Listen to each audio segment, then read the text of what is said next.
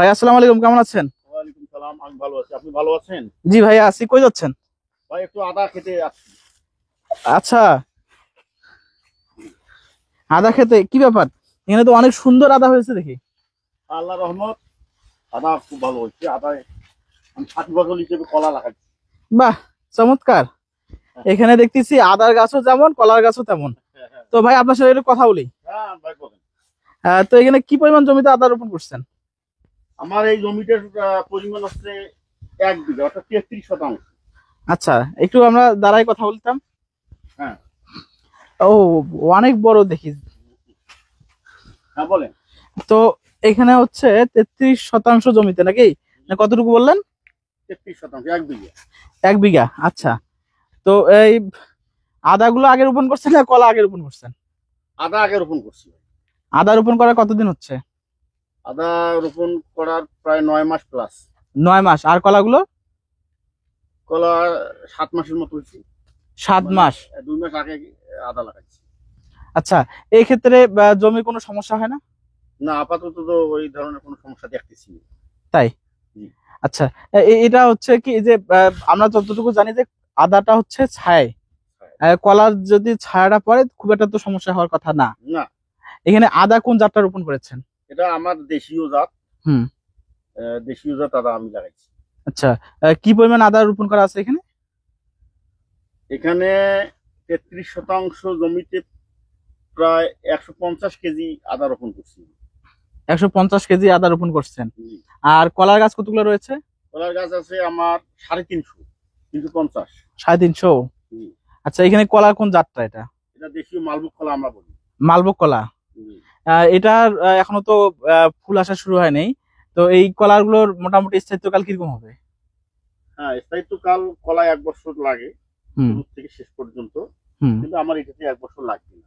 আচ্ছা, এখানে যে একসঙ্গে যে 2 ফসল চাষাবাদ করতেছেন, সারের পরিমাণটা বেশি লাগতেছে না? না, ওইভাবে যদি আমি দেখি তাহলে সারের পরিমাণ কোথায় বেশি লাগতেছে? আমার এক খাদ্য দিয়ে সবে হচ্ছে। অপচয় কম হচ্ছে। আচ্ছা, এখানে কোন ধরনের খাবারের প্রয়োজনটা বেশি হচ্ছে?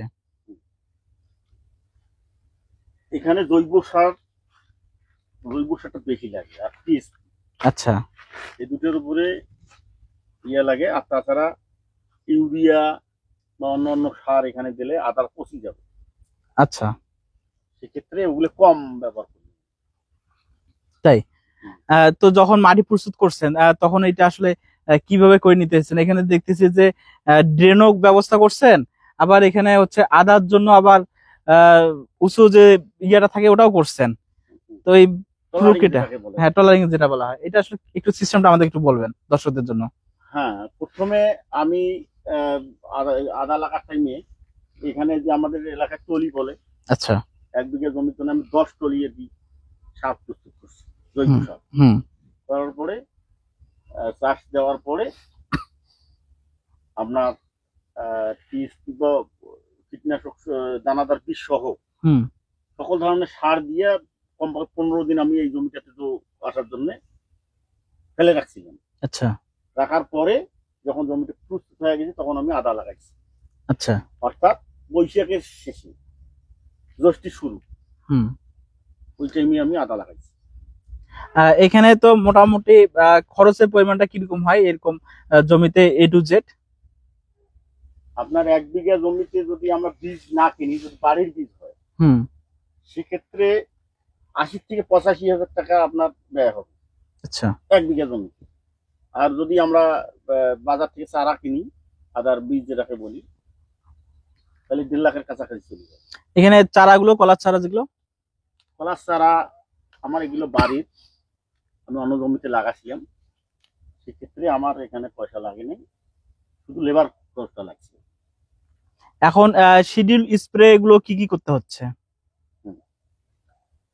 শিটুল স্প্রে বলতে আদায় আপনার ওই যে পোকা আসে, হুম। সেক্ষেত্রে পোকার ওষুধ ব্যবহার করি। হুম। তারপর পচা নিয়েছি, রেডুমিল গোল্ড, তারপর পালানাশক ওষুধ আমরা মেনকুজের যেটাকে বলে, হুম। সেটাও মাঝে মাঝে ব্যবহার করি। আর কলায় ওই একই ওষুধ দিয়ে আমার কলারও কাজ আছে। কিন্তু কলার রোগ এবং আদার রোগ এটা কি আলাদা আলাদা না?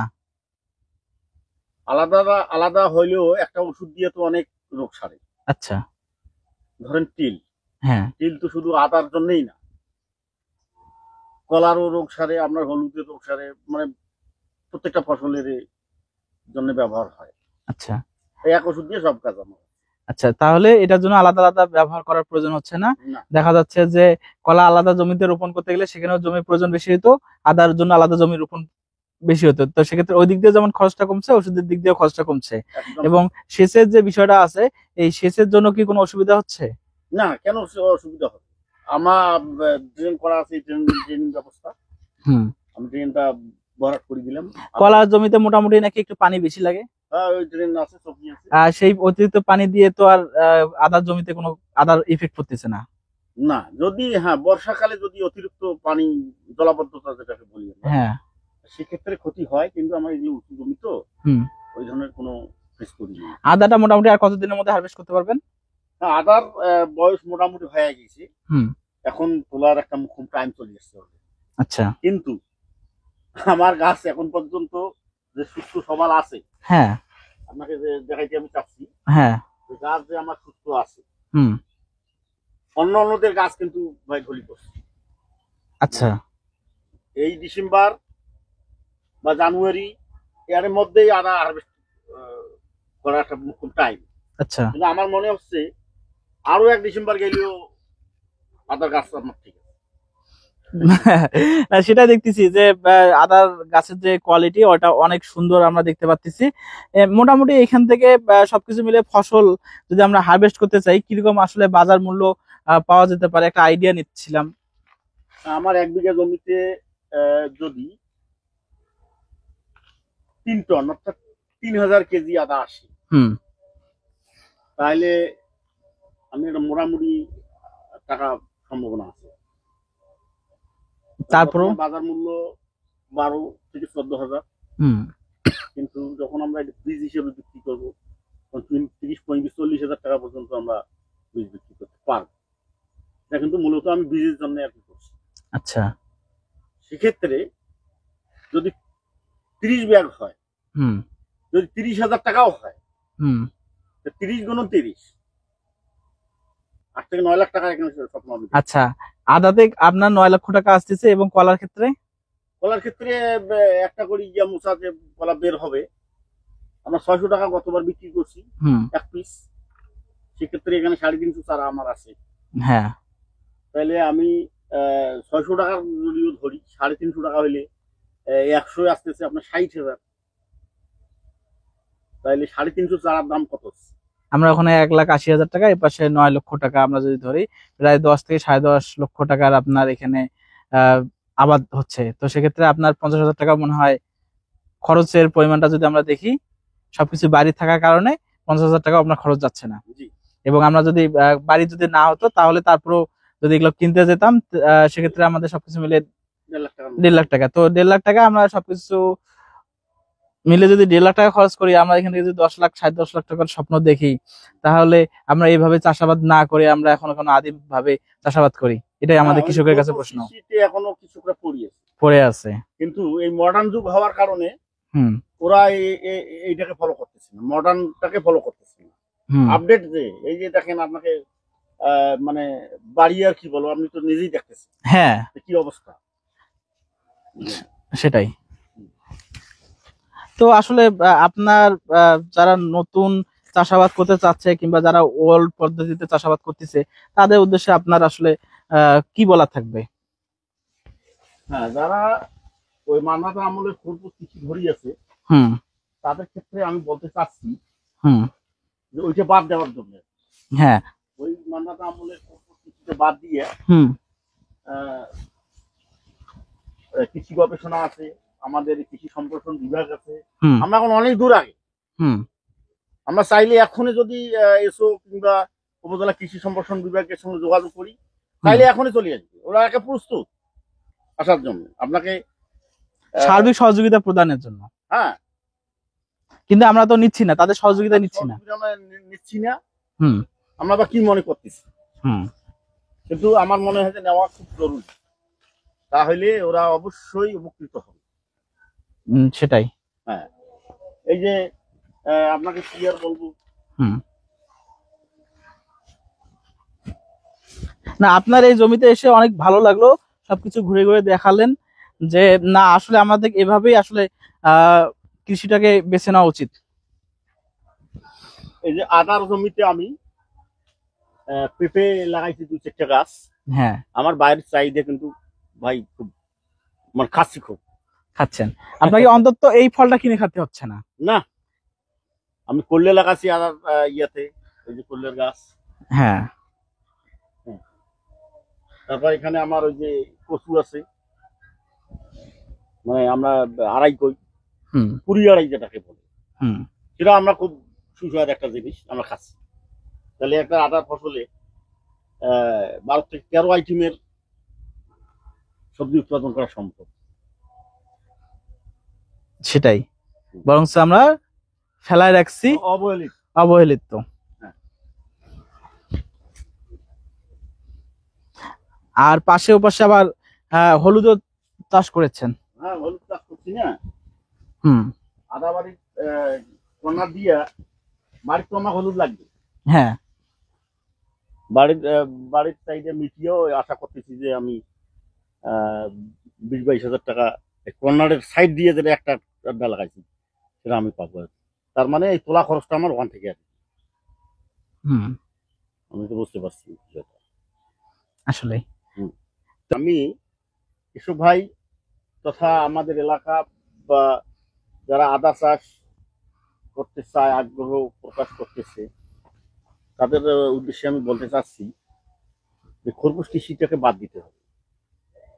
যে চলমান কৃষিটাকে যদি কেউ আহ, কৃষি কিন্তু একটা ভাই ব্যবসার পরিণত হচ্ছে এখন। আপনি যেমন একটা দোকান দিলেন, ধরেন সারের দোকান দিলেন, ওখানে তো একটা তবিল লাগবে, ওখানে বাকি বকায়ের সম্ভাবনা আছে। কিন্তু এই যে আদা বা এই যে আমি কলা লাগাইছি, এখানে তো সব ক্যাশ। এখনো যদি পাইকারের সাথে আলাপ হয় তার 2.5 টাকা দিয়ে আসবে, তারপরে আমি আদা উঠে, এটা বাকি হয় না। মশলা জাতীয় সবজি, তার মধ্যে ঔষধি গুণগুলো আছে।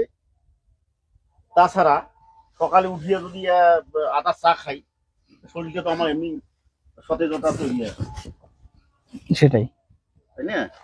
সেটাই। ওরা যেন ওই পূর্বে কৃষিটা বাদ দিয়ে নতুন ভাবে, এই আমার দেখিও কেউ যদি মনে করে যে এইভাবে আমরা একটা কৃষি করি দেখি, ট্রাই করলে অবশ্যই পারবে। এসব পারে না এমন কথা না, এসব অবশ্যই পারবে। তো ভাই, আজকে আপনার এখান থেকে বিদায় নিতে চাচ্ছি। সর্বশেষ পরামর্শ। আমার পরামর্শ হলো, যা করবে কৃষি একটা কিন্তু মানে ব্যবসা। এই ব্যবসায় যত ইনভেস্ট করবেন, কৃষক একদিন তাই কৃষি বেড়াবে। এই বাংলার মানবতা মানে কৃষি বিলুপ্তি হবে এবং নতুন কৃষি চলে আসছে। ওই আদা আগেও ছিল, এখনো আছে, ভবিষ্যতেও থাকবে, কিন্তু একটু পরিবর্তন আসবে। আচ্ছা। এটাকে শুধু খালি আমলে নিলেই ওরা পারবে, কৃষক পারবে না এমন কথা না। সেটাই। অসংখ্য ধন্যবাদ ভাই আমাদেরকে সময় দেওয়ার জন্য। আপনার জন্য শুভকামনা রইল, আপনি আরো এই কৃষি সেক্টরটাকে এগিয়ে নিয়ে যান। হ্যাঁ, আমি চেষ্টা চালাচ্ছি। আমার দেখিয়ে যেন কেউ নিরুৎসাহ না হয়ে এটার সাপোর্ট দেয়, ওরাও চাষ করুক। আমি চাচ্ছি যদি পরামর্শ লাগে আমি তাদের জমি যা দেখিয়ে প্রয়োজন, আচ্ছা। কি পরামর্শ লাগে আমি দেবো ইনশাল্লাহ, সমস্যা কি। তো সুপ্রিয় দর্শক, আমরা ভিডিওটা এখানে শেষ করছি। তো এরকম নিত্য নতুন ভিডিও পেতে আমাদের চ্যানেলটি সাবস্ক্রাইব করে পাশে থাকবেন, এবং আর এই বিষয়ে যদি কোনো কিছু জানার থাকে আপনারা কমেন্টস করতে পারেন। দেখা হবে অন্য কোনো ভিডিওতে। সে অবধি ভালো থাকুন, সুস্থ থাকুন।